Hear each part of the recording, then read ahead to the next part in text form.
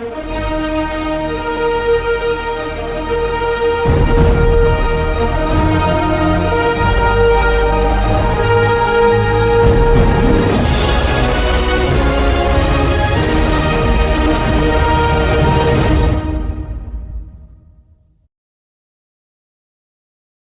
warahmatullahi wabarakatuh.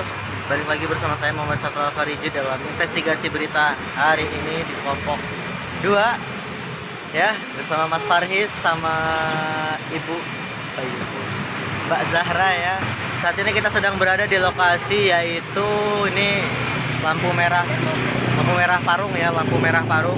Yang saat ini kita sedang menginvestigasi anak jalanan ya, Jadi mana tadi saya sudah mewawancarai dua anak kecil berusia 11 tahun dan 9 tahun, dan namun mereka kurang bisa suportif ya dalam wawancara tadi karena mereka terlihat takut terhadap saya sebagai wartawan yang menanyakan keadaan mereka gitu ya.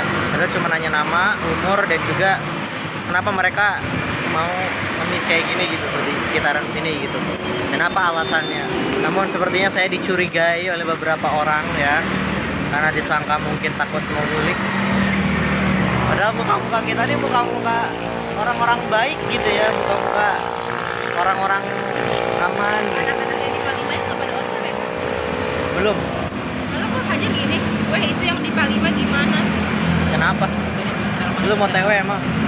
Soalnya split. Ya begitulah, ini adalah kelompok 2 dari tim investigasi kelompok 2, cuman dibagi kelompok lagi biar lebih bisa mencakup tempat-tempat yang rawan ya, terutama di Parung ini ternyata lumayan mencurigakan gitu ya, karena melihat keadaannya sepertinya mereka menutupi sesuatu dari kita semua gitu tuh.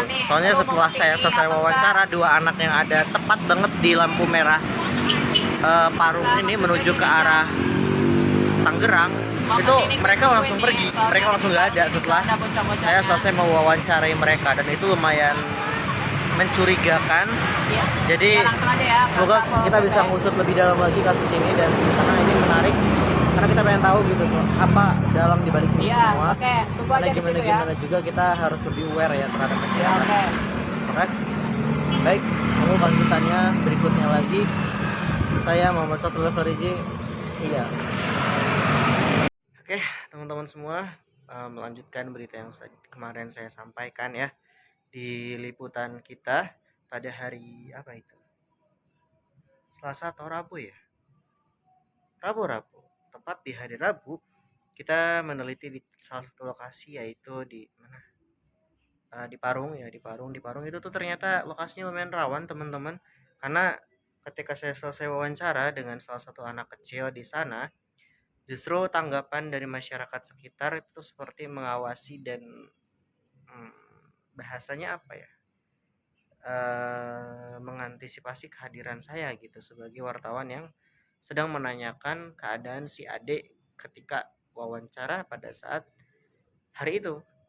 Karena setelah saya selesai wawancara, tiba-tiba mereka dua anak kecil tadi yang setelah selesai saya wawancarai, justru mereka tuh kabur dari tempat mereka pangkalan gitu ya, kayak tempat mereka itunya, terusan kabur. Lalu tidak lama setelah itu muncul tiga anak kecil dengan satu anak kecil yang sama yang saya wawancarai.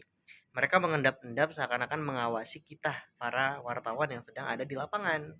Bersama saya dan juga dua rekan saya, Farhis dan juga Zahra, saya mendapatkan sebuah intimidasi mungkin ya, karena kita ngerasa agak sedikit diawasi oleh anak-anak tersebut, dan ketika kita menyadari kehadiran mereka, mereka langsung melarikan diri dan pergi dari pandangan kami gitu tuh.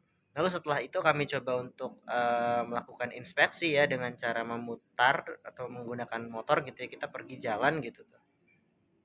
Kita jalan ke sekitaran lampu merah itu, kita lewatin, ternyata benar ada seseorang yang menggandeng anak-anak kecil yang meminta-minta tadi, dan itu sedikit memberikan kami kecurigaan ya gitu, karena kita juga nggak bisa langsung turun ke wawancara, takut kita dianggap sebagai seseorang yang tidak menghargai privasi ataupun itu. Tapi kita mencoba untuk terbuka ya, kepada masyarakat yang memang sedang ada polemik ini gitu ya.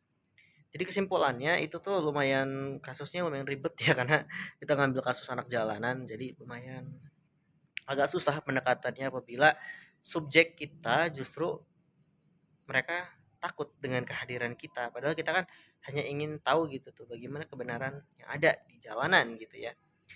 Oke, itu dia informasi yang bisa disampaikan. Kesimpulannya masih cukup jauh ya karena kita masih belum mewawancarai beberapa pihak juga seperti Satpol PP dan juga pihak masyarakat sekitar terkait tanggapan mereka tentang anak-anak jalanan.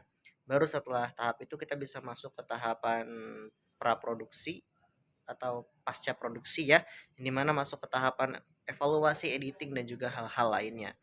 Itu dia yang bisa kami sampaikan dalam video kali ini, dan tetap stay tune terus karena investigasi kami masih panjang banget, dan ini masuk ke minggu kedua.